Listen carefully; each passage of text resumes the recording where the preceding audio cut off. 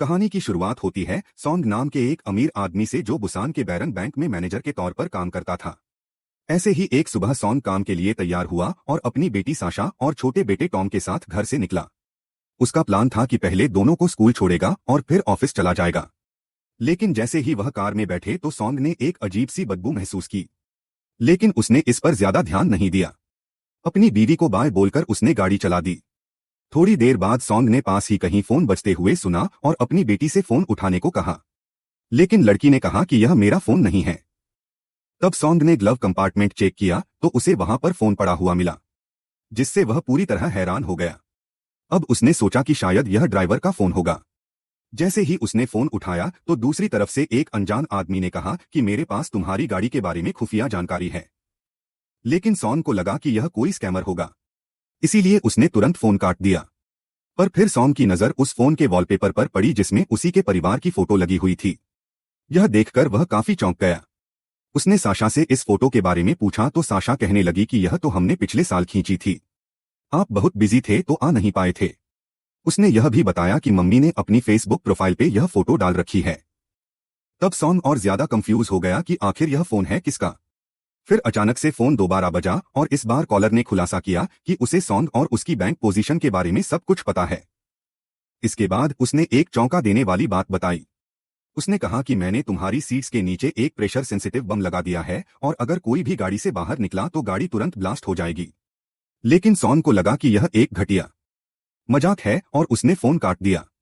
फिर थोड़ी देर बाद सॉन्ग एक गैस स्टेशन पर पहुंचा और जैसे ही वह गाड़ी से उतरने वाला था तो उसके फोन पर फिर से एक कॉल आया। इस बार कॉलर ने पूछा कि तुझे गाड़ी में कोई अजीब सी महक नहीं आई, और तब जाकर बैंकर वाकई में डर गया। उस आदमी ने खुलासा किया कि मैं बहुत समय से तुझे ट्रैक कर रहा हूं और अगर वह गाड़ी से बाहर निकला तो उसके बच्चे कुछ ही सेकंड में मर जाएंगे, यह पक्का है।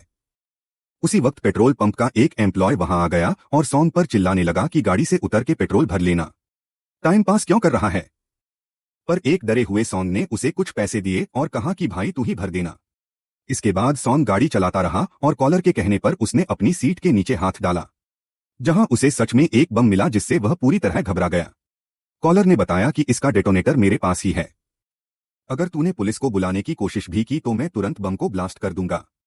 बेचारे डरे हुए सॉन्ग ने पूछा कि तुम्हें चाहिए क्या। तब कॉलर ने डिमांड रखी कि 1.7 बिलियन वॉन यानी कि 1.5 करोड़ रुपए लगभग मेरे अकाउंट में डाल दो और साथ ही 6 करोड़ रुपए कैश भी चाहिए। सॉन्ग ने कहा कि मेरे पास इतना पैसा कहाँ है। लेकिन कॉलर ने कहा कि तू इतने बड़े बैंक का मैनेजर है, इतनी रकम जमा करना तेरे लिए मुश्किल तो नहीं होना चाहिए। थोड़ी देर बाद वह बच्चों के स्कूल के पास पहुंचे जहां टॉम के दोस्त गाड़ी के पास आकर उससे मिलने लगे, पर सॉन्ग ने घबराकर अपने बेटे को गाड़ी से बाहर ना निकलने को कहा और फिर जल्दी से बाकी बच्चों को वहां से भगा दिया। बेचारे बच्चे समझ ही नहीं पा रहे थे कि यह क्या हो रहा है। लेकिन फिर कॉल कर रहे आदमी ने सॉन्ग को मजबूर किया कि वह उन्हें सच बताएं। तब सॉन्ग ने मजबूरी में बच्चों को बताया कि उनकी सीट के नीचे बम लगा हुआ है और यह सुनते ही दोनों बच्चे पूरी तरह घबरा गए। इतनी ही देर में सॉन्ग को अपने कलीग का कॉल आया जो बहुत ज्यादा घबराया हुआ था। पता चला कि उसे भी इसी अजनबी का फोन आया था और उसकी गाड़ी में भी बम लगा हुआ है। सॉन्ग ने उससे उसकी लोकेशन पूछी और थोड़ी ही देर में वहां पहुंचकर उससे मिला। वहां उसने देखा कि उसके कलीग की बीवी भी कार में बैठी हुई थी, लेकिन वह बाहर निकलना चाह रही थी क्योंकि आज का दिन उसके लिए बहुत जरूरी था। उसे बम वाली बात पर यकीन नहीं हो रहा था, इसीलिए सॉन्ग ने उसे शांति से समझाया और थोड़ी देर गाड़ी में ही बैठे रहने को कहा, जिसे वह मजबूरी में मान गई। इसी बीच एक आदमी वहां पर आया और सॉन्ग पर चिल्लाने लगा क्योंकि उसकी वजह से सड़क ब्लॉक हो रही थी। इसीलिए उसने माफी मांगी और गाड़ी हटाकर पार्क करने के लिए आगे बढ़ गया। लेकिन वहीं दूसरी ओर उसके कलीग की बीवी इंतजार करते करते थक चुकी थी और वह मना करने के बावजूद गाड़ी से बाहर निकल गई।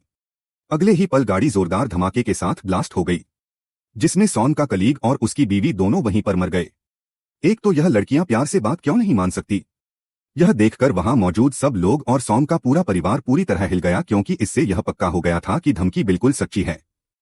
उसके बच्चे शॉक में चले गए थे और धमाके की वजह से एक लोहे का टुकड़ा टॉम की टांग में घुस गया था जिससे खून बहने लगा। टॉम दर्द से चीख रहा था और सॉन्ग अब पूरी तरह से घबरा गया।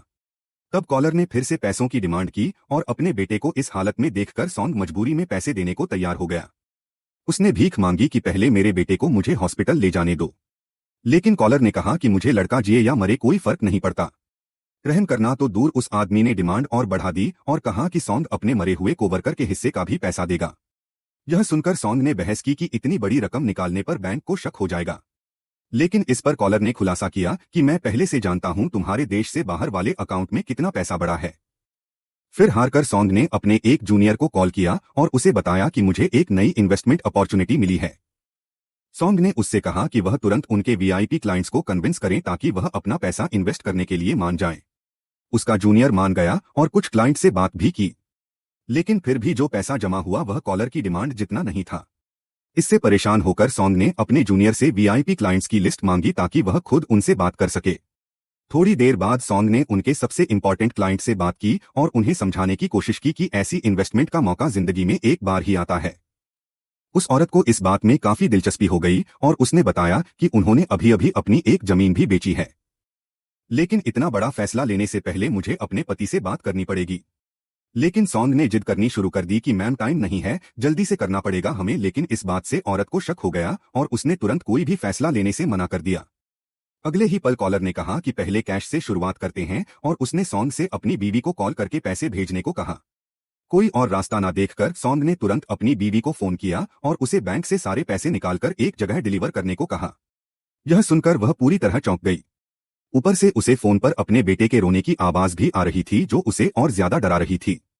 लेकिन सॉन्ग ने उसे यकीन दिलाया कि सब कुछ ठीक है। ऊपर से साशा ने भी अपनी मां से कह दिया कि हम बिल्कुल ठीक है मम्मा, यह तो ऐसे ही रो रहा है। फिर भी सॉन्ग की बीवी ने कहा कि मैं पुलिस को खबर करूंगी, लेकिन सॉन्ग ने उसे सख्ती से मना कर दिया कि ऐसा कुछ मत करना।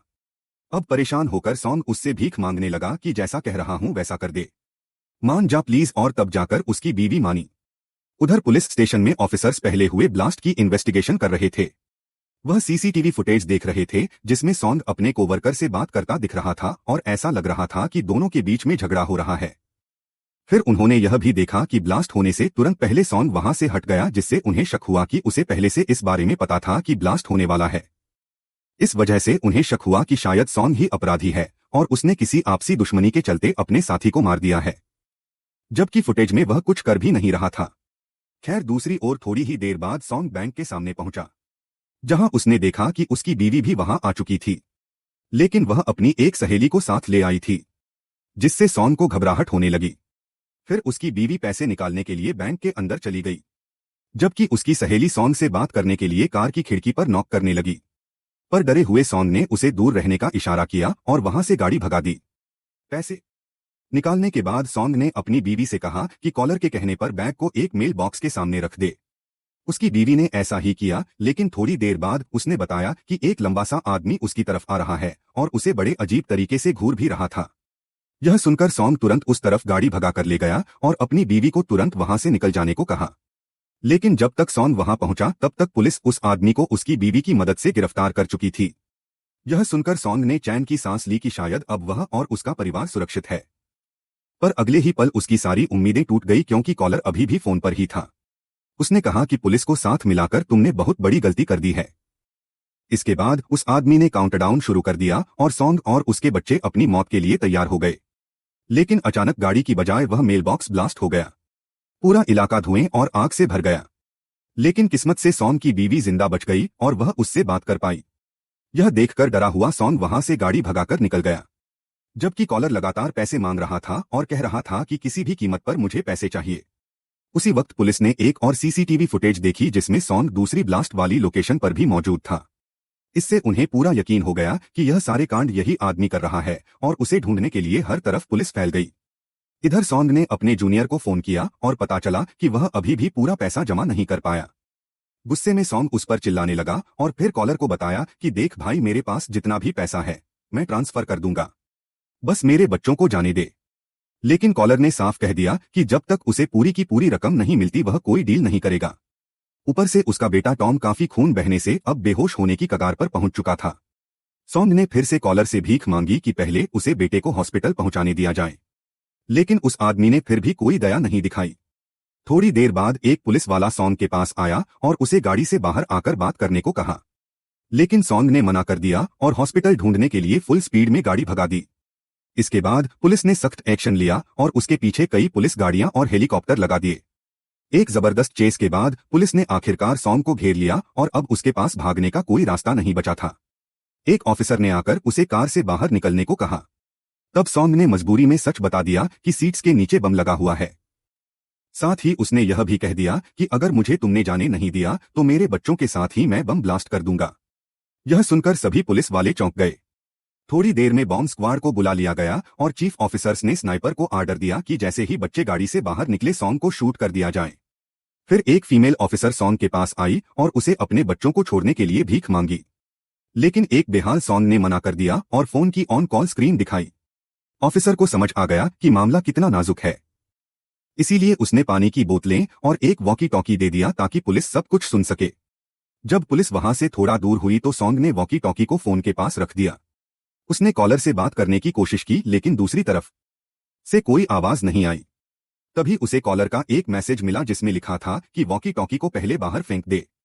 मजबूर होकर सॉन्ग ने ऐसा ही किया और पुलिस वाले हैरानी से देखते रह गए। फिर सॉन्ग ने आसपास देखा और भीड़ को देखकर उसे समझ आ गया कि कॉलर इन्हीं में से कोई है। उसने गाड़ी का हॉर्न बजाया और कॉलर के फोन से भी उसी हॉर्न की आवाज आई। इससे साबित हो गया कि वह आदमी आसपास ही है। कुछ पल बाद सॉन्ग ने भीड़ में एक आदमी को फोन पर बात करते देखा, लेकिन वह बस बेबस होकर उसे देख सकता था, पुलिस को कुछ भी बता नहीं सकता। फिर कॉलर ने सॉन्ग से कहा कि अगर तुम एक आम जिंदगी जीते तो यह सब कभी नहीं होता। उसने सॉन्ग से 6 साल पहले की बातें याद करने को कहा, जब सॉन्ग बैरन बैंक में काम करता था। लेकिन इससे पहले कि वह आगे कुछ कह पाता अचानक कॉल कट हो गई। असल में पुलिस ने पूरे इलाके के सिग्नल ब्लॉक कर दिए थे, इससे कॉलर सॉन्ग से कांटेक्ट ही नहीं कर पा रहा था। तभी एक ऑफिसर ने सॉन्ग से उसका फोन मांगा और सॉन्ग ने बड़ी चालाकी से अपना पर्सनल फोन दे दिया, ना कि वह फोन जो किडनैपर ने दिया था। इसके बाद बॉम्ब स्क्वाड ने कार की जांच की तो पता चला कि बॉम्ब सिर्फ और सिर्फ फ्रंट सीट के नीचे लगे थे, बैक सीट के नीचे नहीं। इसका मतलब बच्चे सुरक्षित थे और फिर टॉम को तुरंत मेडिकल हेल्प के लिए ले जाया जाता है। लेकिन साशा अपने पापा को अकेला छोड़ने के लिए बिल्कुल भी तैयार नहीं थी। पुलिस ने जब उसे बाहर निकालने की कोशिश की तो साशा ने दूर से ही स्नाइपर को देखा जो उसके पापा पर निशाना लगाए खड़ा था। यह देखकर उसने एक बहुत ही चौंका देने वाला फैसला लिया और वह तुरंत से फ्रंट सीट पर भाग गई, जिसका मतलब यह था कि अब वह भी कार से नहीं निकल सकती। यह देखकर सॉन्ग इमोशनल हो गया और उसने पूछा कि तुमने ऐसा क्यों किया और तुम्हें स्नाइपर के बारे में कैसे पता चला। तब साशा ने कहा कि मैं अपने पापा को ऐसे नहीं छोड़ूंगी। उधर वो फीमेल ऑफिसर पुलिस चीफ पर चिल्लाने लगी कि स्नाइपर लगाकर तुमने लड़की को डरा दिया। लेकिन चीफ कहने लगा कि असली गुनहगार सॉन्ग ही है, क्योंकि उसके फोन में किसी भी अजनबी के साथ कोई कॉल रिकॉर्ड नहीं मिला। खैर थोड़ी ही देर में सैम नाम का एक जवान लड़का आया और खुद को सॉन्ग का भाई बताकर उससे मिलने की परमिशन मांगने लगा। पुलिस को लगा कि शायद वह सॉन्ग को अपनी बेटी को छोड़ने के लिए मना लेगा, इसीलिए उसे जाने की इजाजत दे दी गई। फिर जैसे ही सैम सॉन्ग के पास पहुंचा तो एक चौंका देने वाला खुलासा किया कि वही असली कॉलर है। गुस्से से भरे सॉन्ग ने उसे तुरंत पकड़ लिया, लेकिन सैम ने धमकी दी कि मैं बॉम्ब को ट्रिगर कर दूंगा। उसने कहा कि मुझे मरने से कोई डर नहीं लगता, क्योंकि मेरे पास खोने के लिए कुछ नहीं बचा और यह मासूम लोग भी साथ में ही फटेंगे। यह सुनते ही सॉन्ग बुरी तरह घबरा गया और वादा किया कि वह सारे पैसे ला देगा, बस कम से कम उसकी बेटी को छोड़ दिया जाए। हैरानी की बात यह थी कि सैम मान गया और बम को कुछ देर के लिए डीएक्टिवेट कर दिया, जिससे साशा सुरक्षित गाड़ी से बाहर निकल गई। लेकिन अगले ही पल उसने एक और चौंका देने वाली बात बताई। असल में उसने पहले ही टाइम बम एक्टिवेट कर दिया था, जिसमें अब सिर्फ 18 मिनट बचे थे। उसने कहा कि वह साशा को अपने साथ ले जा रहा है और अगर तब तक पैसे नहीं मिले तो लड़की का काम तमाम कर दूंगा मैं। इतना कहकर सैम लड़की को साथ लेकर वहां से निकल गया और इधर पुलिस ने भी उसे नहीं रोका, क्योंकि वह उसे सॉन्ग का भाई समझ रहे थे। उधर सॉन्ग भी अब पागलों की तरह गाड़ी भगाकर उसके पीछे निकल पड़ा। उसके पीछे अब पुलिस की कई गाड़ियां लग चुकी थी। इधर सॉन्ग की बीवी टीवी पर यह सब कुछ देखकर चौंक गई। जब एक अजनबी आदमी खुद को सॉन्ग का भाई बता रहा था, उसने तुरंत पुलिस को फोन करके बताया कि वह आदमी सॉन्ग का भाई नहीं है। लेकिन तब तक बहुत देर हो चुकी थी, क्योंकि सैम उनकी नजरों से गायब हो चुका था। थोड़ी देर बाद सॉन्ग ने अपने एक बॉस को कॉल किया और उसे जिंदगी मौत का सवाल बताकर कुछ पैसे उधार मांगे, लेकिन उस आदमी ने साफ मना कर दिया। उसने कहा कि सॉन्ग ने क्लाइंट से बिना परमिशन लिए बहुत सारा पैसा पहले ही ले लिया है, इसलिए बैंक उस पर फ्रॉड का केस करेगा। यह सुनकर सॉन्ग पूरी तरह टूट चुका था। आखिरी उम्मीद के तौर पर उसने अपनी बीवी को कॉल किया और सारे अकाउंट से पैसे ट्रांसफर करके कॉलर को भेजने को कहा। फिर सैम ने सॉन्ग को कॉल करके समुद्री जहाजों के एक डॉक पर आने को कहा। यह जगह देखकर सॉन्ग को 6 साल पहले के अपने गुनाह याद आ गए। फिर हम देखते हैं कि असल में 6 साल पहले सॉन्ग बैरन बैंक में एक आम एम्प्लॉय था। उस वक्त बैंक ने केमिकल फैक्ट्री के वर्कर्स को झूठी और चालाक मार्केटिंग के जरिए इन्वेस्ट करने के लिए फंसा लिया था। और जब मार्केट अचानक से क्रैश हुआ तो उन लोगों की सारी जिंदगी की कमाई डूब गई। इन इन्वेस्टर्स में से एक गरीब प्रेग्नेंट औरत भी थी जिसने अपनी पूरी जमा पूंजी लगा दी थी। लेकिन मदद करने की बजाय सॉन्ग ने सारे सबूत मिटा दिए और बैंक के फ्रॉड को छुपा दिया। इस घिनौने काम के बदले उसके बॉसेस ने उसे प्रमोशन देकर ब्रांच मैनेजर बना दिया। वो बेचारी प्रेग्नेंट औरत सॉन्ग के पास आई और रो रो कर उससे कम अपने हक का पैसा वापस निकालने का तरीका पूछने लगी। लेकिन लालच में अंधे सॉन्ग ने उसे नजरअंदाज कर दिया। अब खुलासा होता है कि वह प्रेग्नेंट औरत सैम की बीवी थी और आज सैम अपने परिवार का बदला लेने आया था। अब प्रेजेंट में सैम साशा के साथ गाड़ी चला रहा था। तब उसे कॉल आई कि उसके अकाउंट में 1 बिलियन वॉन जमा हुए हैं। यह किसने किए हैं? सैम ने कहा कि यह सब इसलिए हुआ है क्योंकि मैंने फ्रॉड करने वाले बैंक के खिलाफ केस जीत लिया है और अब उसे सारे फैक्ट्री वर्कर्स की जिंदगी एक नए तरीके से शुरू करने का मौका मिल चुका है। थोड़ी ही देर में सॉन्ग भी इसी केमिकल फैक्ट्री के पास वाले डॉक पर आ पहुंचा जहां बैंक के खिलाफ प्रोटेस्ट के बोर्ड लगे हुए थे। यहीं उसने देखा कि उसकी बेटी एक दूसरी गाड़ी में बंधी हुई थी। सॉन्ग ने शर्मिंदा होकर अपनी बेटी से माफी मांगी और कहा कि उसने जिंदगी में लालच के चक्कर में बहुत गलत काम किए थे और अब वह उनकी सजा भुगत रहा है। तभी सैम वहां आया और सॉन्ग के साथ फ्रंट सीट पर बैठ गया। सॉन्ग फिर से अपने पाप के लिए माफी मांगने लगा और वादा किया कि वह सभी विक्टिम्स के लिए लड़ेगा। लेकिन सैम ने मना कर दिया। उसने बताया कि मैंने और मेरी बीवी ने बैंक के खिलाफ केस किया था। उस केस को लड़ने के लिए उन्हें दूसरे बैंक से लोन लेना पड़ा, जिसने उन्हें कर्ज के जाल में ऐसा फंसाया कि आखिरकार उसकी बीवी यह सब झेल नहीं सकी और वह मेरे होने वाले बच्चे के साथ साथ चल बसी। उसे एक पल में सैम ने अपना सब कुछ खो दिया था। फिर सैम ने सॉन को गाड़ी पानी में ले जाने को कहा ताकि ब्लास्ट उसकी बेटी से थोड़ा दूर हो। मजबूरी में सॉन गाड़ी को समुद्र में ले गया, लेकिन बम फटने से पहले ही गाड़ी पानी के अंदर डूब चुकी थी। इससे सैम बेहोश हो गया और सॉन्ग ने उसे बचाने की कोशिश की लेकिन उसे निकाल नहीं पाया। थोड़ी ही देर में बम फट गया, लेकिन सॉन्ग किसी तरह बच निकला और पुलिस ने उसे रेस्क्यू कर लिया। बाद में सॉन्ग ने ऑफिसर्स से सैम के बारे में पूछा तो पता चला कि बदकिस्मती से उसकी मौत हो चुकी थी। इस घटना के बाद सॉन्ग ने अपनी जिंदगी बदलने का फैसला कर लिया। उसने उसी पल सारे निर्दोष वर्कर्स के लिए लड़ने की कसम खाई। जल्द ही उसने पब्लिक के सामने आकर बैंक के सारे फ्रॉड और अपने भी गुनाह कबूल किए। उसने कबूल किया कि मैंने ही असली सबूत मिटा दिए थे, लेकिन अब उसकी गवाही दोषियों को सजा दिलाने के लिए काफी थी।